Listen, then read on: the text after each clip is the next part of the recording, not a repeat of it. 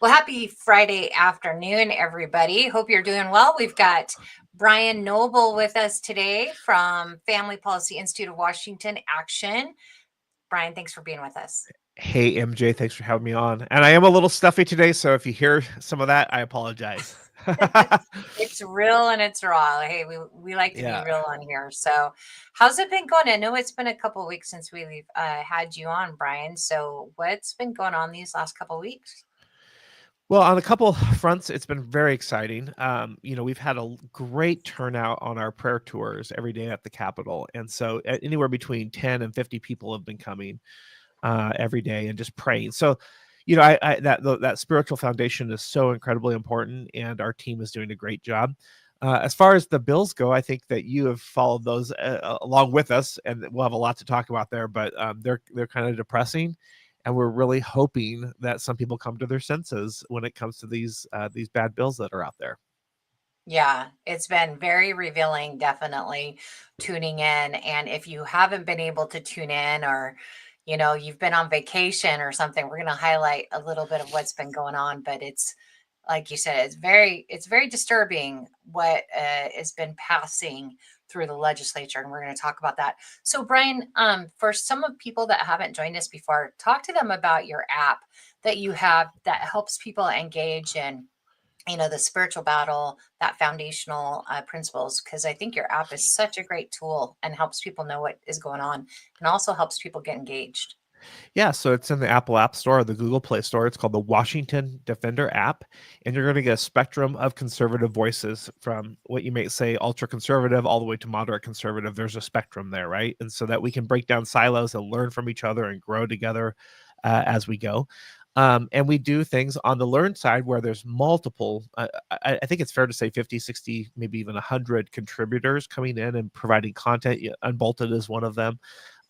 And others bringing content in and allowing us to grow. So everything from research from like Discovery Institute or Washington Policy Center to your talk show host that are talking on different topics from church and state to Brandy Cruz and so forth. On the Activate side, we are allowing you to take political action. So that's our 501c4, and you can register your position in one click. I can show you how to do that if you like at some point. The autofill or the login really makes it go fast. And so it just is a way on your phone, you can get little reminders that say, hey, don't forget to register your position, and help you to participate in those. That also has multiple contributors, people like Nancy Churchill from Influencing Olympia Effectively, or Future 42, or I'm trying to remember who else is in there, but there's a number of contributors on those bills that are doing it. Stephanie Brendan, who oftentimes bring in conservative ladies in Washington, their bills in, and so forth. So it's just a one-stop conservative. Oops, I think I lost Brian. Brian, are you there? Hold on, we're having technical difficulties here. Here he comes. Hold on, hold for processing. I know I've been having a lot of internet challenges this week with my internet, and so it's possible that Brian's going through something similar here. So, like Brian was saying, as he gets loaded back on, there you are. Can you hear us, Brian?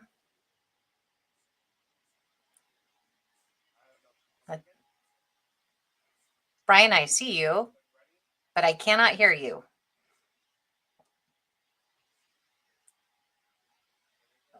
Can you hear us, Brian? Well, Brian is getting back online here. He is muted, so maybe he can hear us. Yeah, that Washington Defender app is really an amazing tool. I love it because it gives me a notification every day. Have you gone in and signed up pro or con for this bill? And it gives you a suggestion. And it takes you right to the page to do that. So when they're testifying on these bills, your how you weigh in is considered. And I hear you now. Can you hear I'm me, back. Brian? Yeah, we lost power for a second, so it just flashed Oh, out. Yeah, so wow. I was I'm saying we've had a lot of internet issues here, so I thought maybe that was it. No, yeah, we lost. It just flipped everything off. So now you're on all the wrong different screens. I'll bring you back over here. Okay. Um, so sorry about that. Nope. So where We were were talking we? about the app, and that's what I was just telling Yeah, everybody about. What a wonderful tool it is to help you stay engaged with what's going on in the legislature. It's a 3-4 month deal that is just fast and furious, and it really is hard to keep up with all the bills that are happening. And this tool, it's so nice because it just gives you the notification every day. It reminds you, hey, here's the bills that are coming up. Sign in. And the thing that's nice about that is that sign in page to testify, put your pro or your con or sign in to testify live is not easy to find. You don't find that right from the bill page. In fact, you can email your own legislature, or legislators from that bill page. But a lot of your legislators may not be on that right committee. And right. and those positions don't get logged unless you go into the committee and go sign in pro or Mhm. con, which is what that link that you have helps us to do. So, yeah, I don't know. I mean, it sure seems like we've had a ton more engagement this year with people doing that. Are you seeing a lot of, Yeah, traffic so with that? the app has just been launched, I think, at the beginning of session, so January, and we can tell that there's been around 10,000 plus actions taken through the app, and on different bills. We also know that our websites, fpiwaction.org, has had over, on average, 150,000 viewers in a 7-day period. And so we're seeing people go in and click on those, read about those bills, and take action.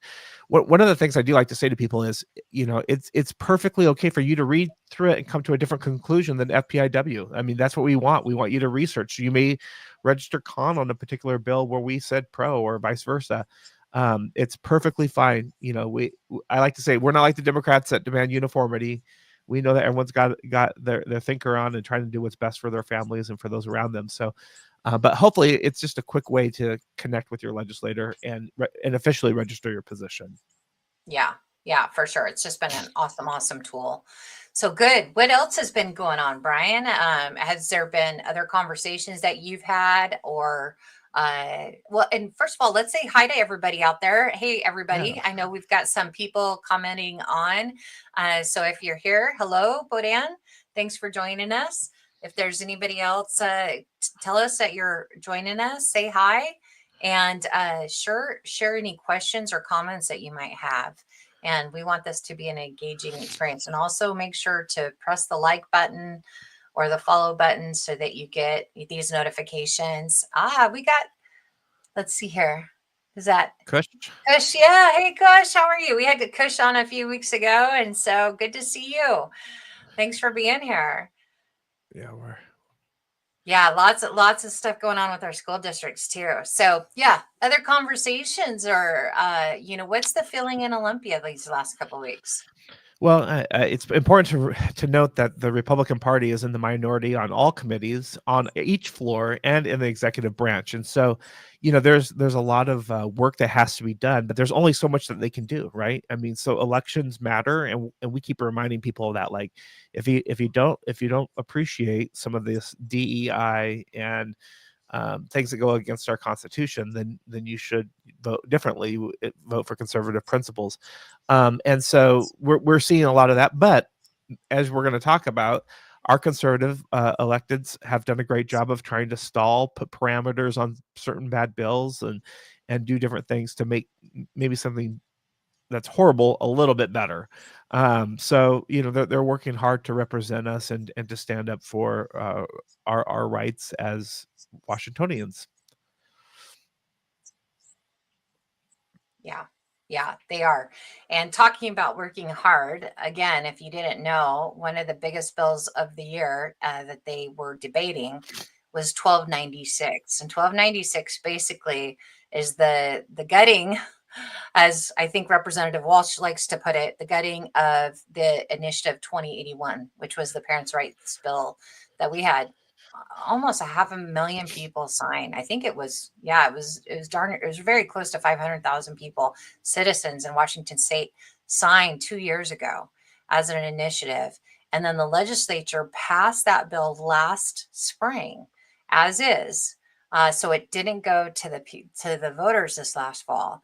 And now a lot of this bill of 1296 is taking away all those rights that initiative, that citizens initiative was giving to parents. And so there was a huge debate Wednesday night. And I think it started, I think, around 4:30. And I think they finally finished about 2:30 in the morning. There was maybe a couple breaks in there. But the total video for just that bill is over 6 hours long. And there was numerous amendments that were made that night. Brian, talk to us about what you've been hearing about that. Yeah, so a couple of things that people are a little bit confused about is the difference between an initiative or referendum that is passed through the legislation and then and made into law versus one that goes back to we the people and we're voted on and then put into law. So let's talk about the second scenario. It goes to the ballot and people vote on it. They can't modify that initiative or referendum for 2 years. Correct. However, if they, the legislators pass it, they can instantly modify it the next session. So, I like to say it wasn't intentional, but obviously it is intentional to say, hey, we're going to pass these ones so we can modify them quickly. And the other ones we'll put out there and, see what passes. And of course, only Initiative 2066 passed through the We the People vote. So it's interesting because Initiative 2081 was parental notification that really stood up for that you can't provide medical care or gender reaffirming care, like they like to say, to our students without notifying the parents. You can't keep that medical information from the parents, and they have the right to know. And it's just interesting that this is where we are as a society or culture, that we want to undo those things. And so that's what they're doing through these different bills of HB 1296. And I think you're going to show a screen of all the amendments and stuff. Eventually we'll show that, but it's kind of fun to see how our representatives are standing up for us in Olympia. Yeah. So real quick, let's talk about what I-2081 did and highlight. Let me share my screen real quick. And I've been looking for a nice image for this, and I haven't been able to find it. So people have a good image of what I-2081 did, like the key points and the bullets it did. Please let me know. And that way I don't have to recreate it.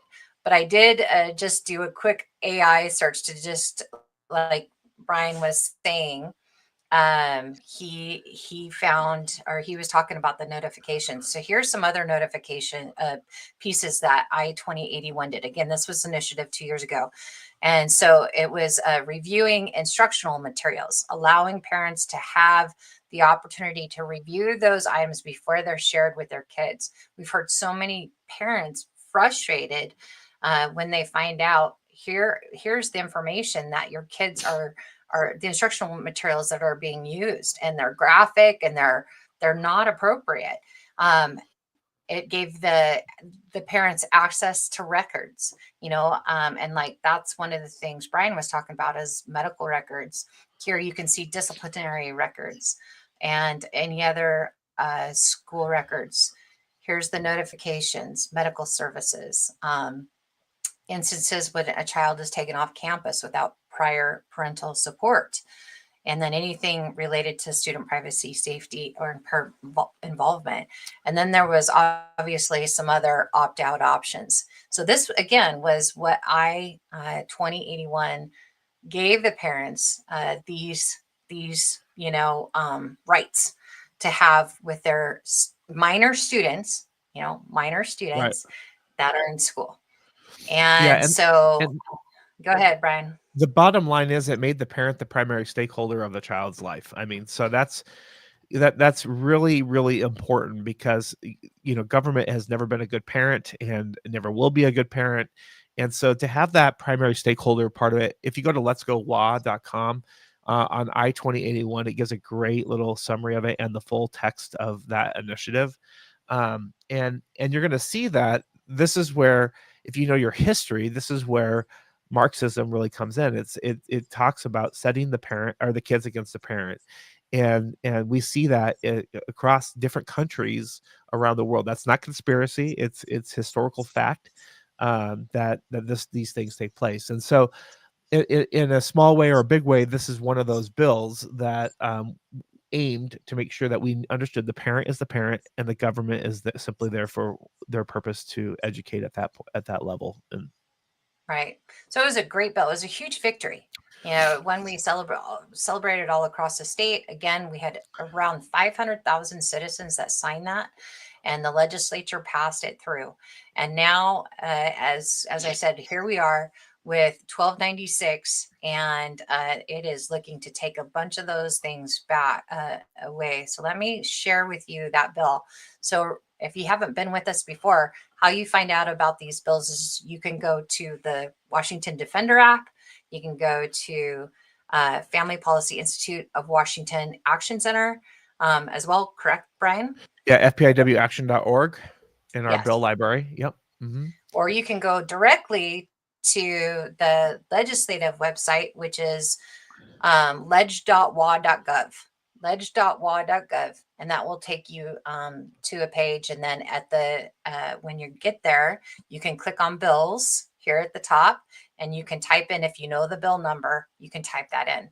So this is the infamous, very infamous now 1296. And what it will show you are the sponsors of the bills, of which legislators are sponsoring this bill. Primary sponsor as was Stonier, and then the other people that are there, kind of the secondary sponsors. And then it tells you what kind of what the process has been for this bill. You can see right here, as of Wednesday at 2:30, this changed past the chamber. That happened Wednesday in the Thursday morning, in the wee hours of the morning, at 2:30 in the morning, as it actually passed through the chamber. So now, in order for it to become law, it's got to make its way all the way through the Senate, and then be signed by the governor. So it definitely is concerning, because it was a party line vote on Wednesday night or Thursday morning, if you want to say that. So the Democrats, and with a lot of the amendments, which were hard to believe because there were some really good amendments, and where the Democrats decided not to vote for parental rights, not to vote for,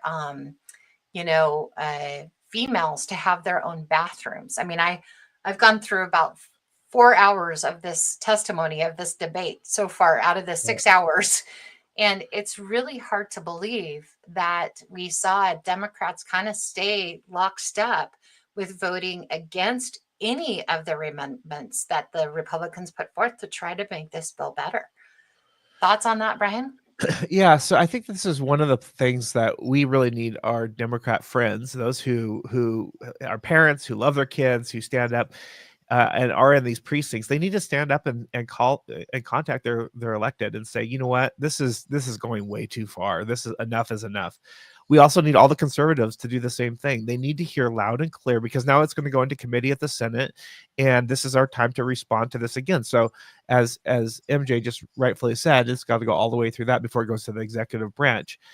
So it's important that it's not just all of us conservatives saying, we need our Christian educators, we need our Christian superintendents, we need those who just simply value children to stand up and say, enough is enough. We're not going to participate in this stuff any longer, and we need to walk in this way that really protects our kids and the parental rights of those kids. So I just call on everyone. It's time. Parents, I know you love your kids, and so it's time that we say something. This is unacceptable. Yeah. And take a stand. Yeah, and whether or not you have kids in school age or not, we need people to rise up, because I know for me, my kids are older, and we didn't have these same laws passed back then. That didn't apply to us. I can't even imagine my kids going through school age and having some of these things happen. And unfortunately, we have friends. I know that both Brian and I know, probably everybody out there has been impacted, probably negatively, by these laws that end up hurting kids. And I do believe that there's probably positive intent there by most people. We like to assume positive intent. I like it when people assume positive intent on myself. And so, yes, there is compassion there for people that might be transgender, or there's a different source where that's coming from. But we have to be honest with what the impact is doing. And it's not it's creating non-safe places for students. They don't feel safe in schools when they have to share bathrooms with kids of the opposite sex, or share locker rooms. Those were both amendments that were put forth Wednesday night, and they both got voted down. And so our kids don't have safe spaces to go, and they don't feel protected. Brian? Yeah, and this is the thing is if someone is needing, is needing guidance through a time in their life where they're maybe struggling with their gender identity, I would hope that the parents would be the primary person guiding them. So, I really want to encourage you, like removing the parent is removing a key source. Now, some people say, well, what if the parent becomes abusive or whatever? There's already laws about that. This is what we don't understand, is that there's already laws that you can't abuse your children. And so, abuse is never acceptable, and shouldn't be tolerated. So I just think it's incredibly important that we don't remove one source of great support for someone who's going through that gender confusion or whatever they might be going through at those points. Now, I know that some of the language I just used right now triggers people. They think we should just accept these things. We should just say it as a matter of fact. Well, I'm unfortunately not going to do that, because there's too much scientific evidence that talks about that these things change as people get older, and their perspectives change as they get older. So I get it. There's the wrestling of the mind can be very complex and unique, and yet we need our families around us to help us through those times, whether it be depression or suicide, or whether it be gender issues or sexuality issues or finance things. I just don't see that you remove the family unit in any of those topics. There's there to be a support and a source of wisdom and counsel for us as families. Yeah, for sure. Absolutely. It's not, I mean, like you said, the research is clear on that, removing families and that safety that place of safety, those safety guards, if you will, for children that are under, for teens, for children that are under 18 that are still minors. That's what we're talking about. Right. And so we're showing you here, this was the list of amendments that were put forth just for the debate on Wednesday, when they debated this on the House floor. And you can see a number of these. You'll see they were out of order. And if you watch the video, you might have caught a few of those where they felt that they deemed that they were out of the scope of the bill. So you have to stay germane. You have to stay within kind of the parameters of what the bill is talking about. And I don't know, I listened to a few of those and I felt like they were kind of fuzzy, that could have been, swayed either way, that they were truly out of order. But anyway, that's what you're seeing. You're seeing a So let's number of them let's that remember were and withdrawn. right. Let's remember in Reed's rules or Go ahead. Robert's rules, they use the Reed's rule for the legislative, but that the out of order is ruled by the chair, and then then it can be challenged by the body. But so what I want to say is I'm validating you. There may be in some things that were legitimate, MJ, but the chair thought for whatever reason they weren't. Yeah. So Yeah, and most of those, again, it could be challenged from the floor, right, from the body, if of the ruling of the chair, as we know in right, Robert's rules. However, usually the challenge was brought up from all of them that I saw. The challenge was brought up by the Democrats. It was ruled by the chair, which is a Democrat, and the Democrats do have the majority, so they didn't even go into challenge. I didn't see any challenge. Maybe it did happen, but so far I haven't seen it. And then you can see a number of these that were heard. Some were adopted, and some were, most of them were not adopted. And it just, you have to go through here and determine who it was that brought those up. And you could get into each of these amendments. You can click on this to see what each one was. I've been trying to do some research and go through them. As I was watching, I can tell you just a couple of the ones that I saw. So 472, I don't even know where it's listed on here. 472 was an amendment to continue the protection of discrimination from religious beliefs. They felt like this 1296 was being taken out. The Democrats voted that down. That was not adopted. 392 was to remove OSPI's being able to sanction school districts from things and taking away their money. Basically, they were saying the amendment was saying that they could, still put on a school district on prohibition for doing something that OSPI felt was against the law, but they couldn't sanction, they couldn't take away the money. That amendment was defeated. There's a few more. I think I mentioned this one, 446. Mary Dye proposed this amendment, and it was to maintain, because I-2081 maintain same-sex restrooms, same, biological, just like you and me as adults. And this was pretty interesting when they debated this on the floor.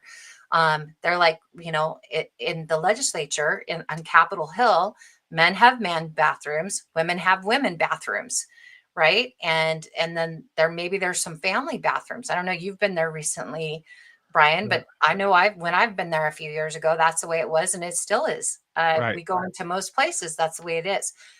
This is taking that away. So they basically will have non-sex bathrooms. And one of the representatives was talking when he was debating this on the floor, how he went into a school that's, remodeled, and it was one of the local high schools, and it just said restrooms, and one did show a urinal on one, but basically anybody could choose any of the bathrooms to go into. That's what we're talking about, and that was voted down. Any thoughts on that, Brian? Yeah, I think it's just a level of appropriateness. I mean, it saddens my heart that we've come to this place where we don't keep these things separated out there for protection of everyone, and even just the parents' sake.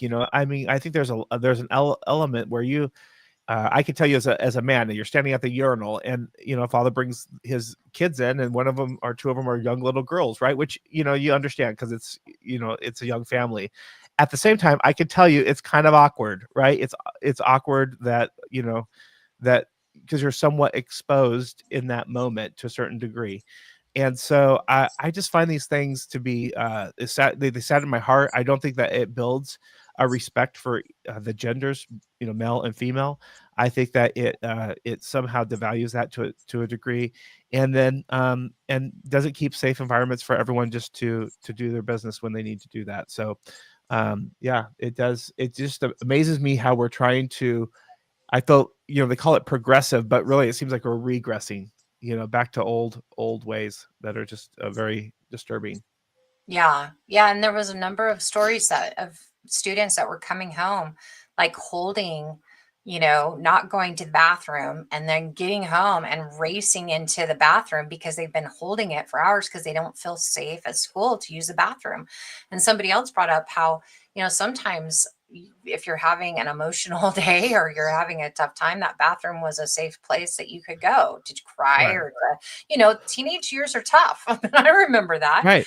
And but it's not like that anymore, because you don't know who's going to be in there. You have females that are going through times and puberty and things in their life that can be really embarrassing to deal with, and you don't even have the privacy of bathroom now to deal with that. So yeah, it's very. One of the other amendments I wanted to mention was 404. Representative Walsh sponsored this amendment, and it narrowed. So in 1296, it talks about maintaining, gender expression, and so they weren't attacking that. They weren't trying to, take that away, but they were narrowing the definition, this amendment, to human gender expression, because there are, places where we've heard about people that are identifying as dogs and cats, and the Democrat representatives got up. That's not true. That's not happening in our state. Well, guess what? I know it is. I know it's happened in Cheney. So that, some of these comments by the Democrats that say these things aren't happening and disavow like the stories, I just was shocked at that. Like I said, I know that's happening right here. I just wanted to show them, once they click on that, this is what they go to, MJ, is this screen where the amendment's offered. So this is what Walsh offered as an amendment. Let me zoom in a little bit. Yeah. Uh, Make that full so screen. yeah, so you can see, and you can just see this is, they're offering that these lines be added. You can see they're underlined. It's there. So this is interesting. If they're saying that these things don't happen, they haven't done gender studies, because there's 72 genders that they espouse are true, and some of those are even spirit genders. I've done the research on this, so these things could go from animals to spirits to everything else in between, and and it's just it's what people are claiming. Now, I only believe there's male and female, period, and it's assigned at birth, period. I want to be, the plumbing that you got is the plumbing that you are, because gender is not an emotion, it's a scientific fact. Your X chromosome and your Y chromosome, or lack of, two X's, two X and Y, are assigned to you at birth. And so it doesn't matter how you feel or what emotions you have. And that identity that you have, the most scientific, the most firm thing that we can have is to know that the chromosomes that you have, X and Y or XX, are what you are. And so I just wanted to show you these amendments below. And so I think it's very silly or foolish to say that people aren't espousing or teaching our kids that there's multiple genders, animal genders, spirit genders, and other genders out there. Yeah. Yeah, it really is crazy. What people are saying and not looking at the consequences enough, I think, Brian, right? And finding out how are things going. I mean, more and more students are leaving the public education school system, right? And they're also, Mhm. we're looking at decreasing outcomes, decreasing education outcomes. So why is that happening? Right. Well, I mean, I know it was kind of rhetorical, but I'm going to answer your question in the sense that it's happening because we're focusing so much on our emotional truth versus facts, math, writing, reading, arithmetic, all those things that just are simply that our students really need. Them being in touch with their emotional truth is probably not the most important thing that they need at this point. And that is why every country outside of the United States is outperforming us, because they are looking at education as a place or a tool to move their countries forward. And yet we have come to this place where there's no such thing as absolute truth. It's all based upon emotions. Now people say, do we have emotions? Of course we have emotions. But I can tell you, not every emotion you have is true. Uh, I can tell you from my own experience of that. Every desire that you have isn't necessarily true either. And so it's learning that we are people of principle and truth, and that we can walk in those things. So, yeah, I think this is just incredibly interesting of how we're focusing on the wrong things instead of true and authentic education.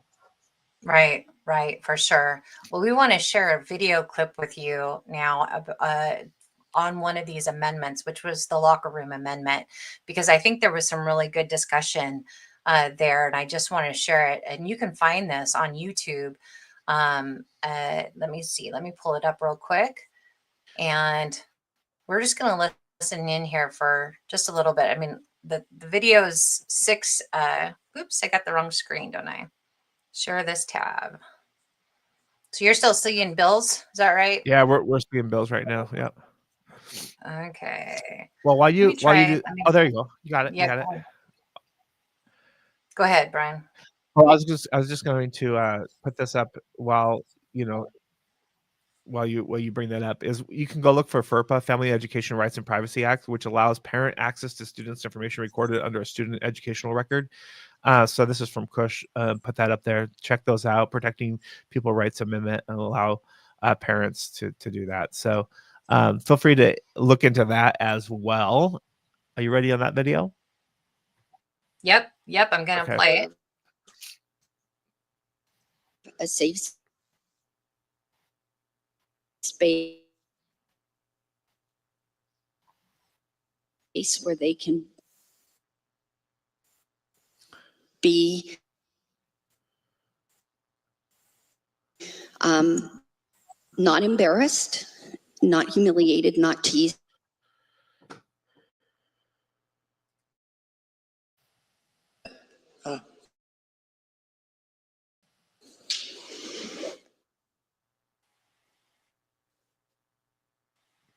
MJ, I'm only getting every other word. Are you getting the whole picture, or is that might be on my side?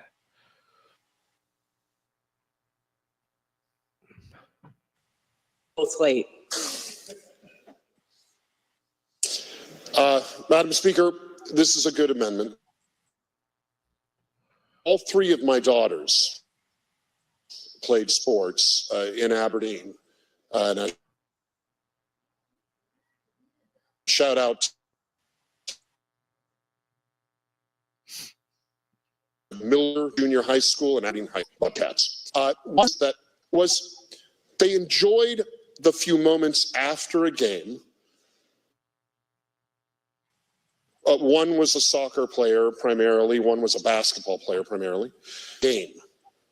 They could finish the game, or maybe the practice too, and just go into the locker room, have a shower, clean up, maybe don't have a shower, I don't know. I don't go in the girls' locker room. But through in their minds what had happened, how they'd played, how the other team had played, and kind of clear their head after playing in a basketball game or a soccer game. And Madam Speaker, Yeah, I think I lost MJ there. I don't know about you, but I was only getting every other word there coming out. But anyway, I think you could get a glimpse of the debate that was happening on the House floor. Now, here's one of the exciting things about Olympia is that these floors are available to the public to go watch these debates live. Also, welcome back, MJ. I lost you for a second there. I think I overwhelmed my system with that video. Yeah. It wasn't coming out on our side. It was just every other word. So I don't know if it was coming out on your side or not. But okay. But you can go watch the debates by sitting up in the gallery area up on the top, and or TVW, which we have a link in the app. We have a link on our website that you can watch these things from your home as well. Now, some of you are like, I'm not that much of a political junkie. I don't know if I'm going to do that. Well, I would encourage you to, especially these hot topics, to jump in there, because this is affecting our entire culture and our entire life. Did you want to comment on those videos? I was unable to hear them, but maybe. It was just some real good stories about, kids, these representatives, their kids, either they've gone through the system and they had separate locker rooms. So that was the locker room amendment to keep, the different gender locker rooms sacred, if you will. And so it was just some good real story, either of students that had that ability before or now don't have that ability and the impact. So if you go to that's the House Republican, let me see if I can find it for you real quick. It is on YouTube, and it's the the Washington State House Republicans channel, and you'll see that bill is 6 hours long, so it is kind of lengthy. But that debate started about 50 minutes in on the locker room. So yeah, just real interesting, the number of amendments that were put forth. And I really appreciate that the Republicans really fought hard. They've really tried, and they put Democrats, basically, they made them vote on these things. Yeah, they put them on record. Yep, put them on record. Exactly. So definitely look into that. There's a lot of good accounts that are putting highlights and splicing some videos and making it into little bite-sized chunks, so you can find that. So, research some of that if you want to get some more information. Yeah, and I would just say to you, like, part of this is educating your neighbors around you, because most people aren't going to follow these things very closely, and so it's like, how do you have a conversation with someone that has kids and those kind of things? Last night at here in where I live in Spokane, one of the kids went missing on the street, and so an Amber Alert went out, or whatever they call those. I don't know if they're all called Amber, but alert went out to all of our phones, and as a community, what do? We all kicked in and we started looking for that little boy that on his bicycle that got lost, and they ended up finding him. Just it actually was quite a time later, a couple hours later, but they found him. He just got lost, and so that's how we need to think about this as well. Like, oftentimes when we're dealing with our neighbors and our friends, it's like, how do we help each other be informed, and how do we help each other on these critical moments? So I just think it's important that you check out TVW or the Republican. I know the Republican Party has a lot of those videos up as well. So Yeah, there's a couple more things I'll share with you, just because I have them kind of, hopefully this works a little better. I won't try to do a live video today, but I do have a couple of X posts saved. And Travis Couture, who's one of our great representatives that is fighting for our students and our parental rights all the time, he put this on his X that night.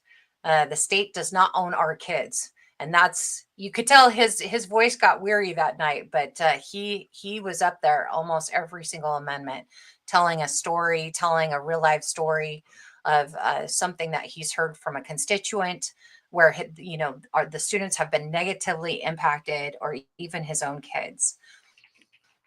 Yeah. Here was another amendment. Oh, go ahead, Brian. Yeah, you can tell the passion that is there, is wanting to take a stand for this. And it's hard when you're in the minority party, because quite frankly, there's not a lot they can do besides this technique of trying to reason with them and show through good amendments. Yep. Amendment 369. This was an amendment put forth by Republicans to empower teachers to remove repeatedly disruptive students. Now, that word repeatedly is in there. And so, and because we hear this a lot from our teachers, that they don't have time to teach because the students are disruptive, continually disruptive, and they don't have any consequences. We have consequences when we go driving fast down the street. Right? It's usually a car behind us, with red and white, or red and blue lights. Right? Right, exactly. So, silently, just Hanley very nicely gives us a ticket, and it hurts our pocketbook. Those are consequences. That's how we learn. That's how and they're life is. taking away those opportunities in our classroom. So that one got voted down. Yeah, and this is where I would also encourage all of our Amendment 344. Our educators to, when you see these kind of things and they're voted down, you need to say something. If you need to begin to take a stand. Otherwise, you're not going to have a stand to be able to take eventually. Right. Another amendment, and 344. And the reason why I'm spending some time on this, because I think people would not believe this otherwise. They'd be like, no, they didn't vote against it. Yes, they did. All the Democrats voted against almost all of these. Amendment 344 was voted to remove, or was to notify parents when children were abused by school employees outside of school. That was voted down. Yeah, there's almost nothing to say, because it's so disheartening when you look at those bills and the amendments that seem very common sense as we go, and they just say nope. Yep. Any other ones, MJ? We've talked about a few of those other ones. So I don't know. Any other thoughts on this? I don't want to beat this to death. Well, let's see here. Oh, yeah.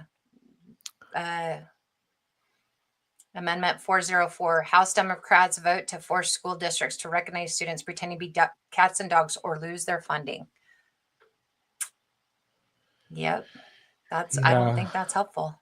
I don't think that's going to help a child achieve the best outcomes for themselves.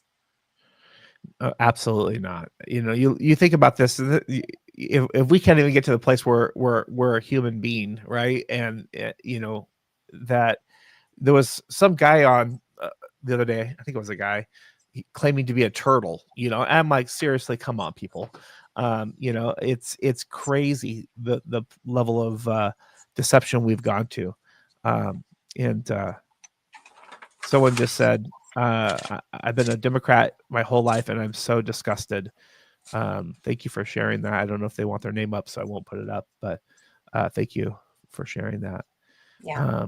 I Yeah. just got to tell you that this is a level of but my pastor's heart goes out, because here's what I really believe, MJ. I think that oftentimes as we struggle through life to find out who we are and all these kind of things, that there's certain foundations that we can go back to that are non-compromising, right? So to say I'm human, that's a foundation, right? That's a foundation. I am a human being. That's one fact or truth that I can just say, well, everything else I'm confused about, but I know I'm a human being. Gender, I believe, is another one of those. I mean, well, I have this or I have these parts, so that's what I am. And so what it appears to me to do in our mental stability of our society and culture is to remove the foundations of life. And what is that going to lead to? Depression, anxiety, fear. It's going to lead to all these things that are just have huge consequences on our culture.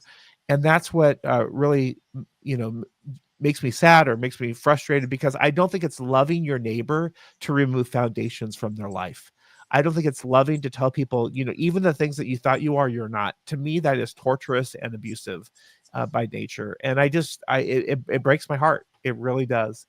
Because there's, even that element of just being human is a foundation that we have in our identity. And we want to remove that. Now, as a pastor, would I love for you to have identity in Christ and have identity that, and being heterosexual? Of course, all those things, I would love that. But we've gone way beyond that. We're trying to just remove those other things that are just so foundational, or you can't argue with. Yeah. This amendment here about recognizing students pretending to be cats or dogs. I mean, it's so absurd. It's so absurd. It's hard to believe. And I know it's hard to believe, but that's why we want to bring it to light here, because a lot of this was done in the middle of the night and a lot of people were asleep. But think about the impact of that. Think about the impact. If that was my kid, I'll tell you this, and I love my sons. They're 25 and older now. But if they were allowed to pretend that they were dogs and cats and not given those boundaries in school, how would that have helped them to become, adults, responsible adults? I mean, so what? They think that they can go into a place of work and use a litter box? Is that really reality? Is that really going to help them? That is not compassion. No, That is crippling. I don't know what to call it. I don't think you can call it compassion. And I think that people have been hoodwinked into thinking that's compassion. That is not compassion. You can lovingly put boundaries on people and say, no, that's not how we act.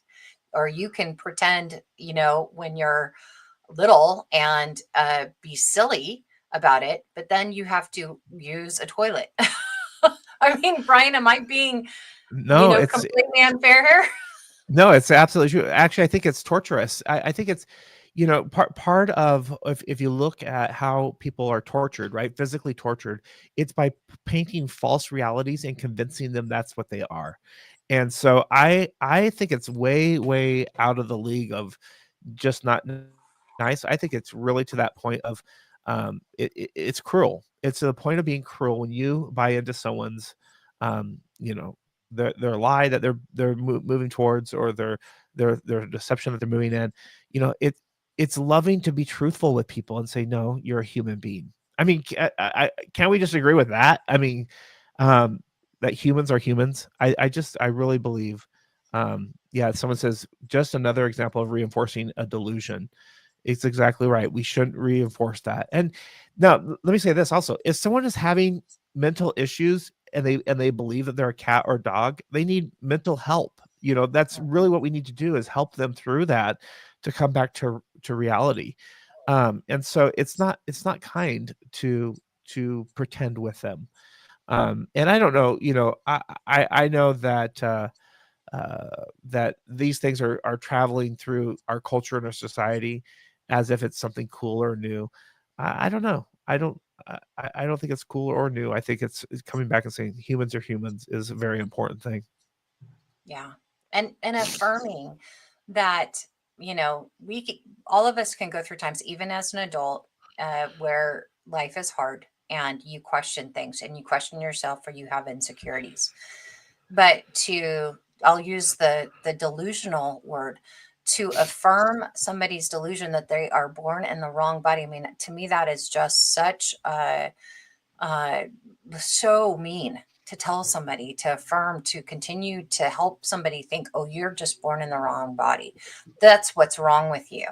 I mean, it just is absurd and it's hurtful. I mean, we should apply these values and these norms back to our life where we do no harm, and that is harming our children. And we've been hoodwinked into thinking something different, and it's not helping. A lot of people, I know a lot of Democrats, unfortunately, think that that is keeping kids from, suicide, but it's actually causing more mental health. It's causing more suicide. And you talk to a lot of these, teens or older young adults now that have gone through and detransitioned, and they've said, I wish I wouldn't have, done these harmful things to my body. So it really, we have to be honest with ourselves about what we're doing. And like we said before, that's probably the reason there's so much focus on this, and we're causing more confusion to students. That's the reason why our outcomes for students are worse now than they've ever been. Brian, your thoughts?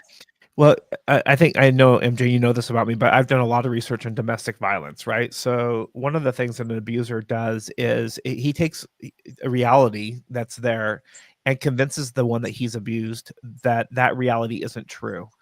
And this is a pattern of abusive behavior. So, and then typically puts that difference of reality back onto the person they're abusing to say that they have it wrong. I'm just telling you, as a person who's trained in domestic violence, when we start calling a person not a human, to me, that's changing the reality that you're just talking about, and is abusive behavior. And I think if you would go back just even 3 years, that many people would say, oh yeah, no duh. I mean, this is just, it's incredibly disheartening, frustrating that we're even having to have these conversations, and that our legislators, who are using taxpayer dollars that come out of our pockets to have to debate these topics that are just so easily fixed by saying there's two genders, male and female. You are what you were created as. Period. We're done with discussion. And they could have gotten onto some, property tax reduction for the elderly who can't afford their property tax. They could have gotten to something that was way more. They had so much opportunity lost because of these things of protecting our widows and those who who are that need it. That it makes me quite irritated that we were wasting our time on these topics. I mean, not in our interview, but that our legislators took so much time on these. There could have been such better debates. How do we bring business back to Washington State? How do we reduce gas tax, or how do we take care of our forests so that they don't catch on fire and we have fire season every year? I mean, those are much better conversations that I believe we should be having. And these type of things ruin opportunity costs like that.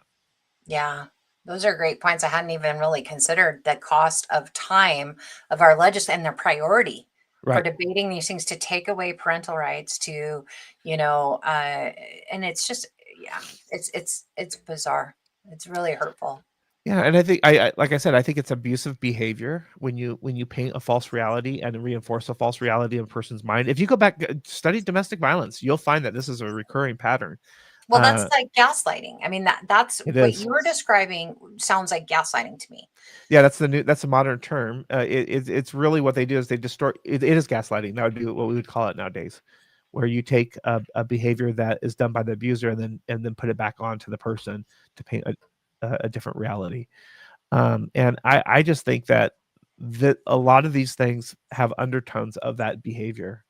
And it's disheartening, very disheartening. And the opportunity cost, I think, is great. Yeah.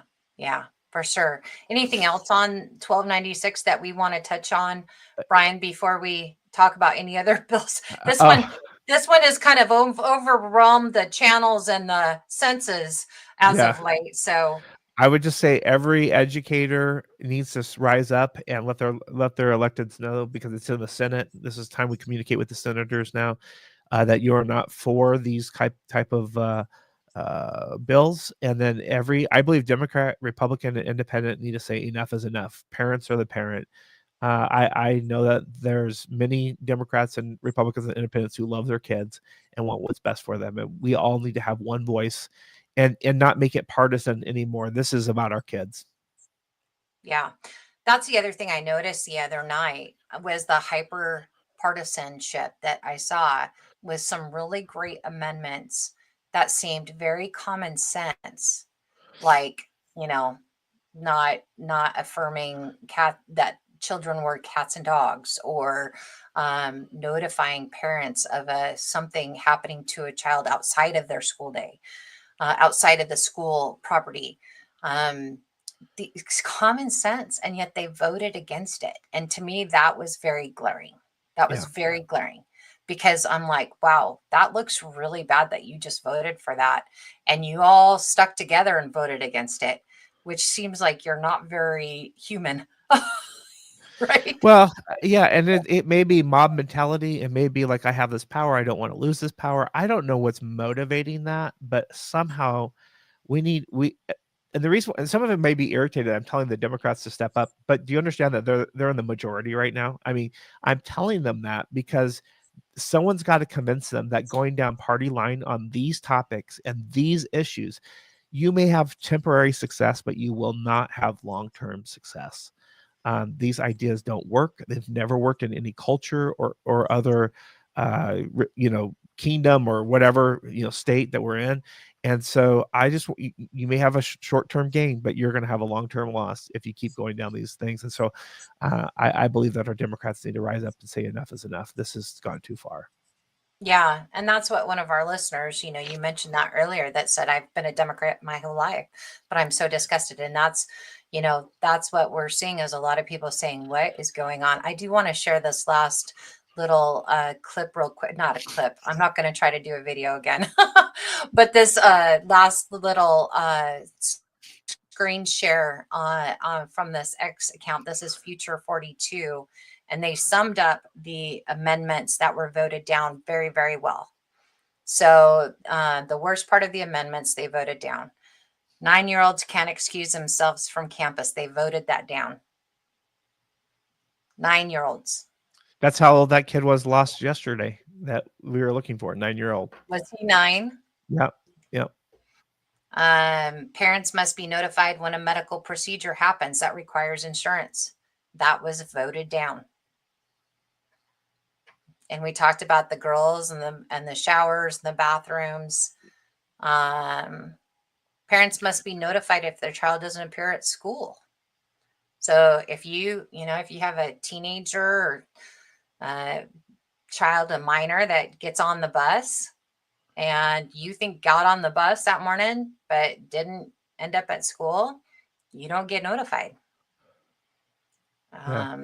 It's pretty unbelievable. I think, and that's, again, I do strongly feel most people do not realize this is happening.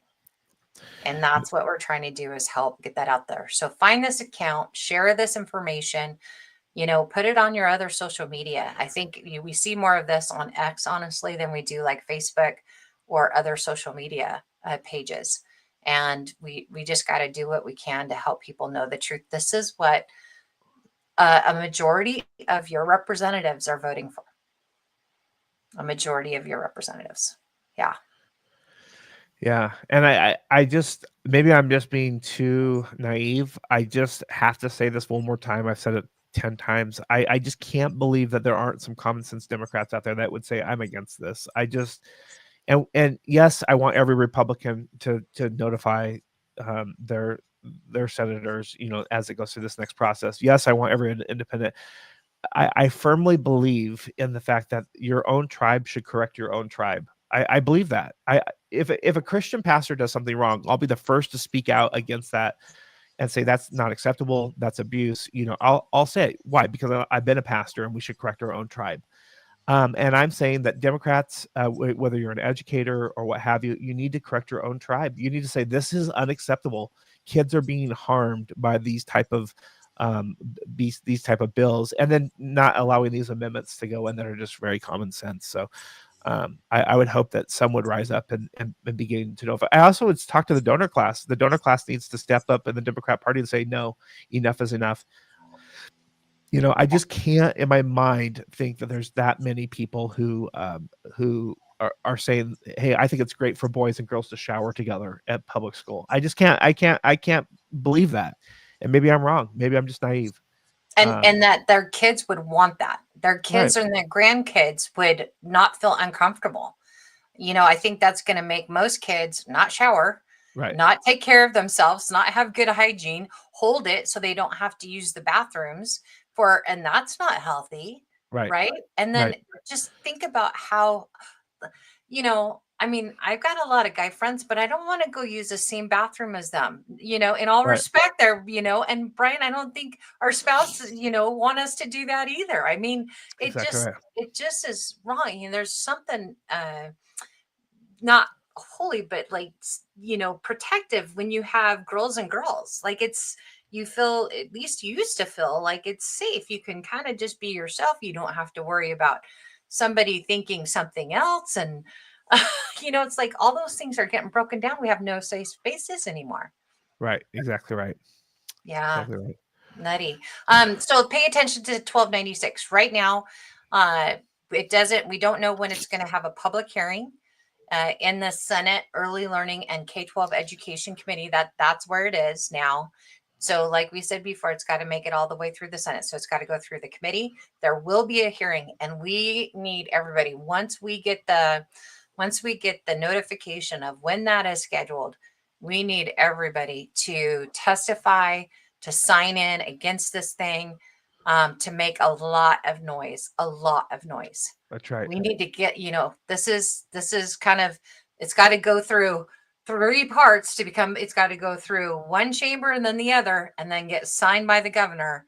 And so this is our chance to try to get it stopped. So keep it, pay attention. If you haven't downloaded that app yet, the Defender app, download that. That will help keep you abreast of this bill and other bad bills that are out there. There might be a couple good ones, but it sure seems like these bad ones are are really kind of overtaking and the good ones that are out there. I don't know. Do you got other ones that you're watching right now, Brian? Oh yeah, we have a whole list. And one of the things that we do is there's a lot of people who report on the bad bills. We have actually a link to what we call the bad bill library.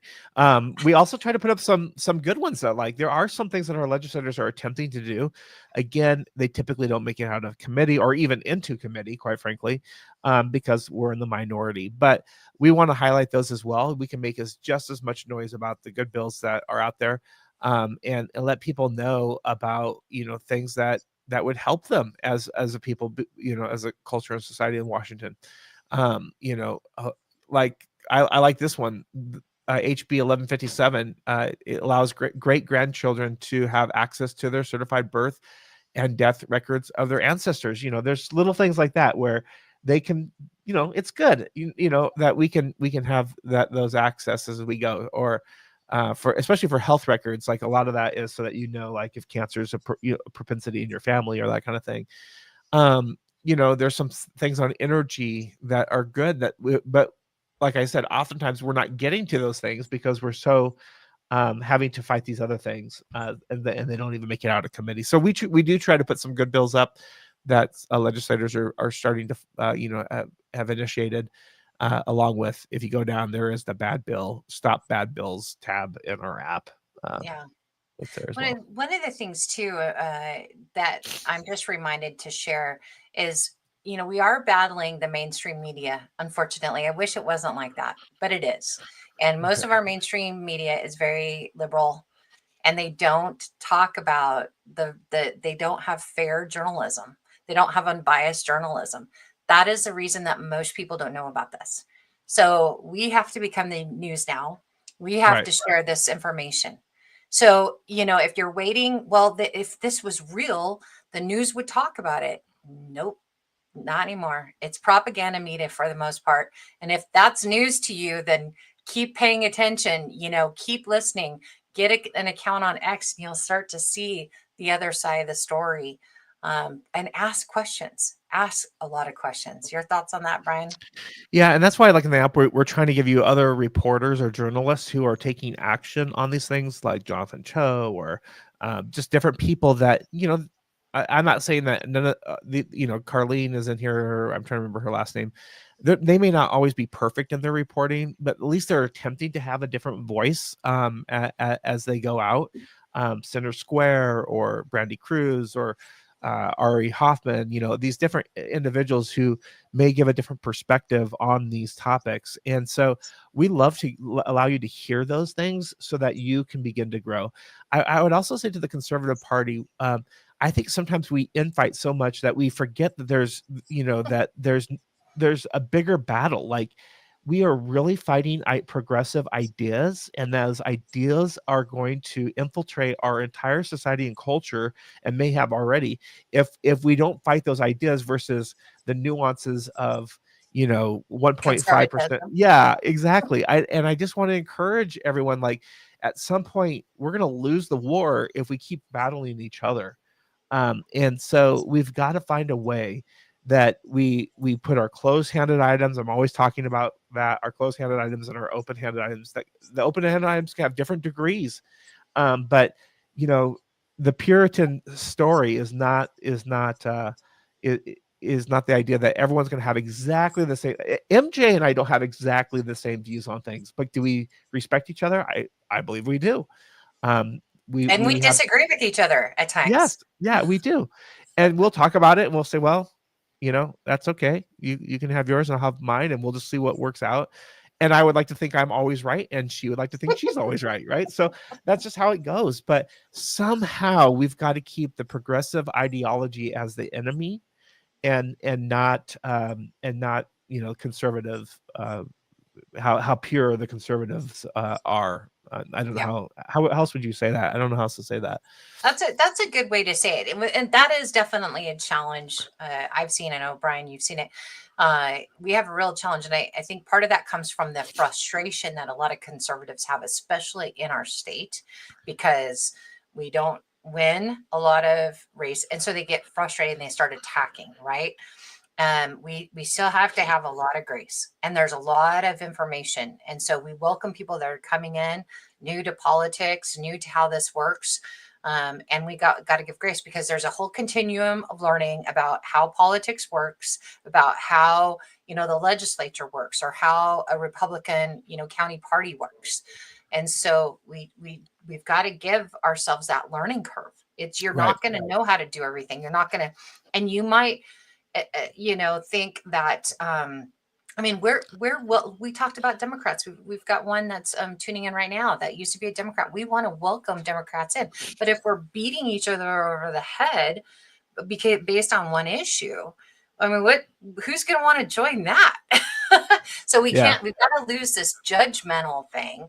Honestly, for me, it's more about truth, Right. upholding truth and upholding justice and anti-corruption, and what's truly best for kids, than it is, That's right. and my values. I align to the Republican platform. I would rather have a Democrat that is truthful, that is, upholding truth and justice and is being fair and balanced, than a corrupt Republican any day. Yeah, and that's not to say that there's not Republicans who haven't been corrupt. I'm not saying that. And I think we should hold our electeds accountable. The question is, how do we do that? Yeah. Right? So do we do that where that becomes our only, are all of our actions towards internal refinement of the party? Or is it all, and I think it's a balance, right? This is what I want us to get. And I think we're out of balance right now. We're totally on refinement of the party instead of that bigger idea. Now, here's the thing is, if some of you, and this always blows my mind, some of you truly love Trump. You just love Trump. And then you go for total refinement of the party, and you miss the very fact that Trump has bought in a Democrat who name is Elon Musk, if you haven't heard of it. Another Democrat who's Tulsi Gabbard, if you haven't heard of it. I mean, and what's the third one? I'm trying to remember now. RFK Jr. Thank you, RFK Jr. And he's saying we've got to work together. So Trump has gone across party lines in essence and said, let's get the best thinkers out there. I can guarantee if RFK and Trump sat down and went through every single item, that they would not have agreement. I guarantee it. I guarantee with Elon Musk and the others, there would not be all alignment on every single one. And so all I'm saying is you got to take the best out of everyone and start working towards it and build relationship and move forward so we can get at least something done, right? Instead of just infighting. And that's my hope for us. So that would be my closing remarks as we go and I would even say this. It's progressive ideology that's the problem. So one of the things about conflict resolution is when we demonize people, they won't talk to us. You've got to go to the point where the idea is the problem. And yes, I know that comes through people, but if we want to win a heart over to make a difference, especially in these next few weeks, it's not going to be by demonizing a person. And so you've got to speak truth to the idea. And how do you speak truth to the idea? Is that you begin to you point out a reasonable argument against the concept that they're presenting, and the more that we can do that, the better. I know that's controversial. I know people don't like that. It's probably my peacemaker side of me, right? But I think it's important. Well, I think that's very true, though. When you are having discourse, and this is a bit of a lost art in our culture. We've gotten so isolated. A lot of us don't know how to have good discourse where you debate the issue. You don't debate the person. This is true in Robert's Rules of Order. You don't personalize it. You never make it personal. You talk about the issue and you debate the issue. And we see that, on social media, unfortunately, when somebody has a differing, disagreement on an issue, they start attacking the person. Let's not do that. We can't. One of the things I learned from you, Brian, is never to apply intent. Right. Right. Talk about that real quick, because I think that's where a lot of people get in trouble and it shuts everybody down. Well, so it comes from a biblical worldview that says that there's only one God, and it's not me or you or anyone else. So the only one that knows the motive of the heart is God. And so the only way I know someone's motive is if I ask them. So if I go to a Democrat and ask them, do you hate children and want them neutered and blah, blah, blah, blah, and they say yes, do you want, and then you're like, okay, now I know the motive of the heart, right? They've answered that motive. So unless I have dialogue, it's not there. And I'll give you this example. So you may remember the dispute between Zelensky and Trump, right? They had that in the office, and Trump said something very important in there. He said, if I start calling Putin names, it's not going to get him to the table, right?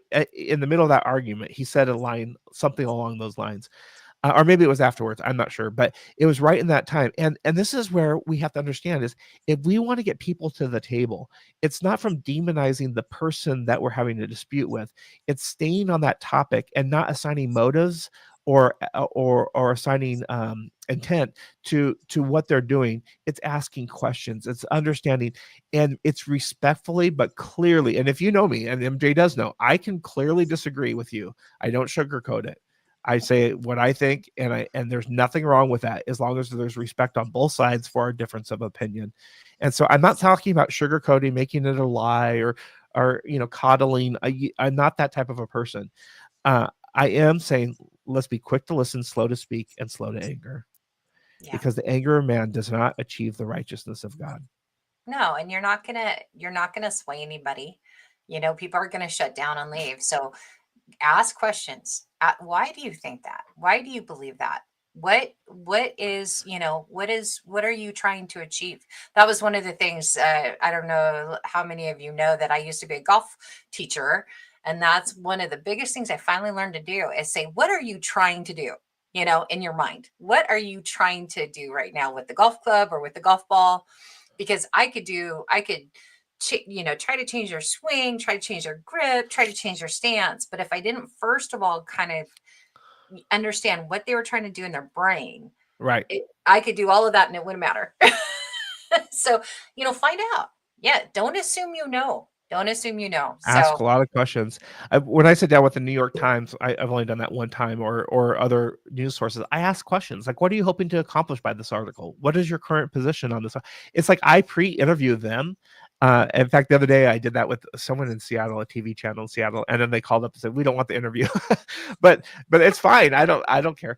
My point is like, be quick to listen, get to know them, understand their position on it, and then ask. I like to ask permission of the heart. May I be abundantly clear with you? And they're like, yes. Well, I believe there's two genders, or yes, I believe that's abusive, right? I mean, I don't think I mince words too often. I'm pretty clear with them, but I hope that we can get to that place, because here's the reality.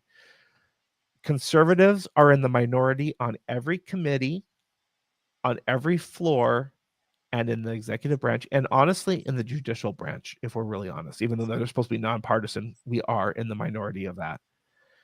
The only way that we're going to make a change is by convincing hearts to come, I believe, to Jesus first and foremost, but to come to a place where they stand for righteousness and to do the and want to do the right thing. So I know some say, well, they're not persuadable. Well, then you might as well just give up and walk away, right? yeah, stop trying to persuade them. Yeah. So you've got to have a conversation somehow, and you've got to understand and listen and speak truth. Uh, you know, speak truth in love, speak truth with clarity, speak truth with people with grace, and always respect the position. I think that's very important. Even if you can't respect the person, you got to respect the position, and we begin to move forward that way. So, For sure. For sure. Well, Brian, we, as always, appreciate the time that you spend with us. And thanks for thank you. coming in again today and talking about stuff from Olympia. I'm sure it's going to be another interesting week. Next week, we're going to have Peter Bean on with us. And Brian, Peter Bean is one of our people that helps with the Spokane County GOP Legislative Action Team. Yeah. And has been an integral part of getting that started here in Spokane. So it'll be great to have him on. We tried to get him on today too, but he was traveling from Canada. So we'll have him on next week. And hopefully, Brian, you can tune in as well and share your wisdom nuggets with us and anything else that you pick up as you're traveling across the state and talking to people in Olympia. So again, thank you for all you're doing, all your advocacy, and thanks to everybody out there. Keep sharing. Keep, sharing your truth and putting it out there. And sure, let us know if you've got questions or topics that you want us to focus on. All right. God bless you guys. Thank you. Bless everybody. Thank you. Take care, everybody.